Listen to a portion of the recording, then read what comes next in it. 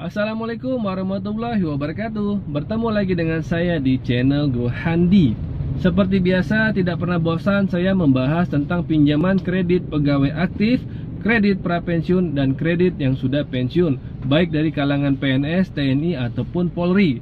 Kenapa? Karena menurut saya di lapangan masih banyak kejadian yang ujung-ujungnya bapak-bapak, ibu-ibu merasa kecewa dengan pinjaman kredit ini. Padahal sebenarnya mungkin karena kurangnya pengetahuan tentang perbankan, ataupun kurangnya pengetahuan tentang pinjaman kredit ini, atau kurangnya informasi yang diberikan oleh pihak bank kepada bapak ibu sekalian. Namun sudah banyak kejadian yang dimana ujung-ujungnya bapak ibu merasa sangat-sangat dirugikan dan sangat kecewa pada bank tersebut. Padahal sebenarnya hal ini bisa dihindari dimana dengan cara bapak ibu pada saat awal akad kredit sudah bapak ibu tanyakan.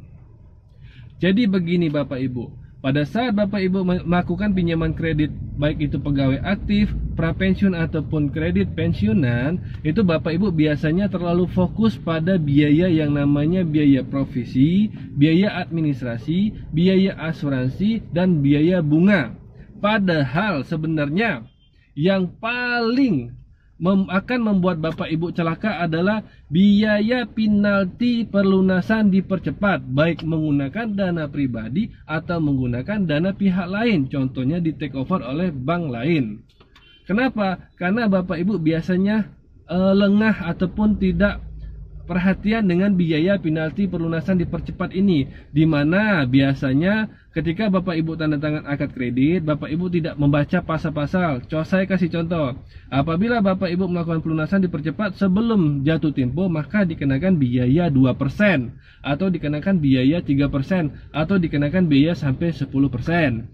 Nah, celakanya bapak ibu biasanya sudah tidak membaca isi perjanjian kredit, bapak ibu tanda tangan saja. Setelah bapak ibu terima duitnya dari pihak bank, bapak ibu nggak ambil tuh, nggak minta kopian perjanjian kreditnya, sehingga pada saat bapak ibu ingin melakukan pelunasan dipercepat, bapak ibu kaget ternyata bapak ibu dikenakan biaya penalti 10% dari sisa hutang pokok yang bapak ibu pinjam.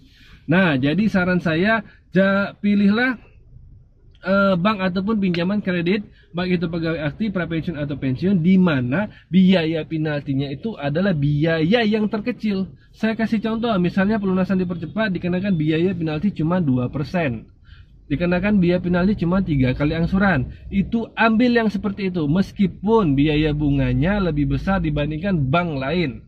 Kenapa? Karena jujur bapak ibu, yang banyak terjebak itu di biaya penalti dipercepat. Ketika bapak ibu sudah masuk di salah satu bank, di mana di bank ini mensyaratkan ketika bapak ibu ingin melunaskan pinjaman kreditnya dipercepat ataupun tidak sesuai jatuh tempo, maka bapak ibu dikenakan 10%. Lalu bapak ibu pinjam lagi dananya di bank B.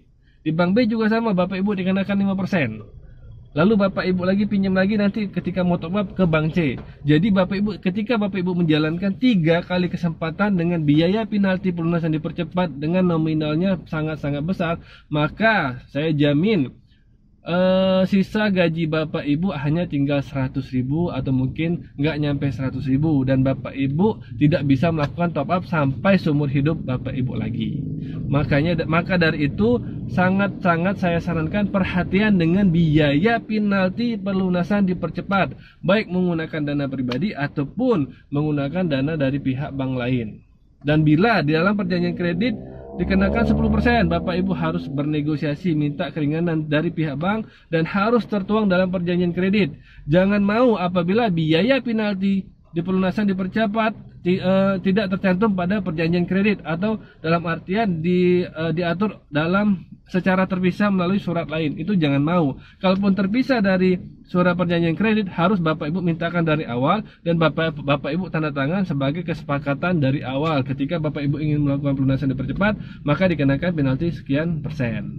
Oke, jadi sekali lagi hati-hati dengan biaya penalti pelunasan dipercepat. Kenapa? Karena ini seperti jebakan Batman. 1 kali bapak ibu masuk, 2 kali bapak ibu masuk, 3 kali bapak ibu masuk dalam jebakan ini, maka celaka sampai seumur hidup dan bapak ibu hilang penghasilan, bahkan cuma sisa gak nyampe 100.000 lagi.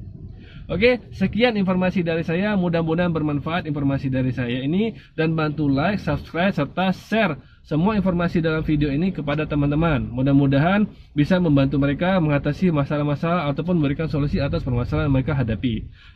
Terima kasih. Assalamualaikum warahmatullahi wabarakatuh.